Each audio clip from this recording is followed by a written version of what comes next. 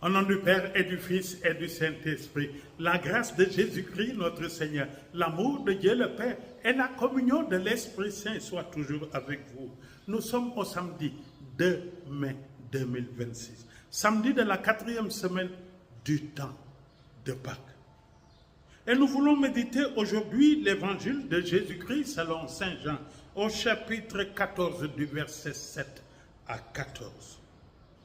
Le passage que nous voulons méditer, frères et sœurs,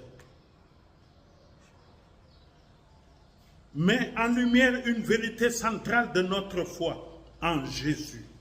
Le Père se révèle pleinement. Jésus dit d'abord, si vous me connaissez, vous connaîtrez aussi le Père. Connaître Jésus n'est pas seulement accumuler des informations sur sa vie et ses paroles. C'est entrer dans une relation vivante avec lui, le contempler, écouter ses gestes de compassion, partager son cœur.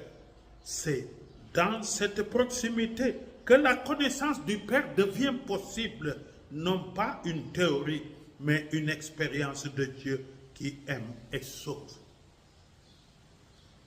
La demande de Philippe, montre-nous le Père, est la question de tout disciple confronté aux limites de sa foi. Jésus répond d'une manière surprenante et audacieuse. Qui me voit, voit le Père. Il n'abolit pas la distinction des personnes dans la Trinité, mais il affirme que le Fils est la révélation vivante du Père. Dans le visage et les actes de Jésus, le cœur de Dieu devient visible. Un Dieu qui vient vers les petits, qui pardonne, qui donne la vie. Contemplez donc Jésus, c'est contempler le Père. Et Jésus insiste ensuite sur l'unité du Père et du Fils. Leurs paroles et leurs œuvres viennent d'un même amour. Les disciples n'ont pas à douter que le service, la guérison, l'enseignement de Jésus portent la marque du Père.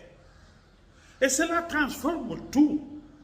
La foi n'est pas une adhésion à une doctrine abstraite, mais un engagement dans une histoire d'amour renouvelée en une personne.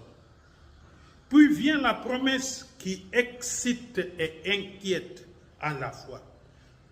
Demandez et vous recevrez. Demandez au nom de Jésus. Qu'est-ce que